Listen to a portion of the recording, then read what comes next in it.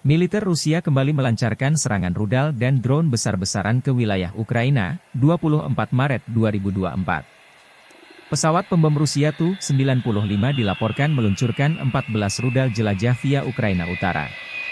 Ledakan terdengar di Lvov dan Kiev, ibu kota Ukraina. Di media sosial, pemerintah Lvov mengingatkan masyarakat untuk tidak mengambil foto atas serangan Rusia ini. Serangan rudal didahului dengan serangan drone Gran bertubi-tubi untuk memancing pertahanan udara Ukraina. Serangan utama dimulai sekitar pukul 5 dini hari. 00, ketika rudal jelajah kami memasuki wilayah ini dan, setelah melakukan manuver yang lama, melancarkan serangan di wilayah Kiev, penduduk setempat melaporkan setidaknya 3 serangan kuat, dan di wilayah Lvov, di wilayah Stry, misalnya, lebih dari selusin teguran. Wali Kota Lvov Andriy Sadovy melaporkan sekitar 20 rudal dan 7 drone Gran ikut serta dalam serangan di wilayah tersebut. Sasarannya adalah sarana prasarana.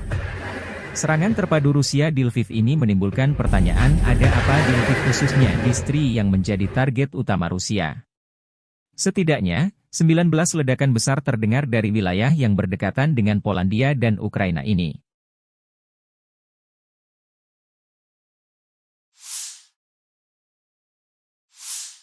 Staf Umum Angkatan Bersenjata Ukraina 24 Maret, melansir Rusia kehilangan total 436.750 tentara di Ukraina sejak awal invasi besar-besaran 24 Februari 2022. Jumlah ini termasuk 990 korban yang diderita pasukan Rusia dalam sehari terakhir.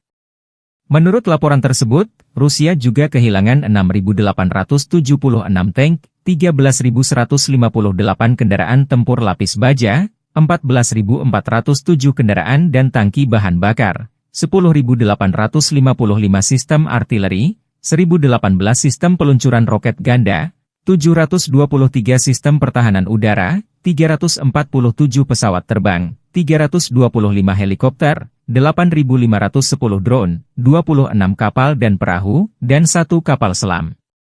Konflik Rusia-Ukraina memasuki tahun ketiga belum ada tanda-tanda perdamaian.